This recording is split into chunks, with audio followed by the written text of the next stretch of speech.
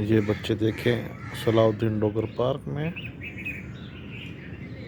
School से bunk मार के बैठे हुए हैं। क्या लाइफ है इनकी यार। और ये सलाउद्दीन डोगर पार्क है, पुरसकून माहौल। ये देखें आराम से लोग बैठे हैं, यहाँ पर सफाई का इंतज़ाम है बेहतरीन।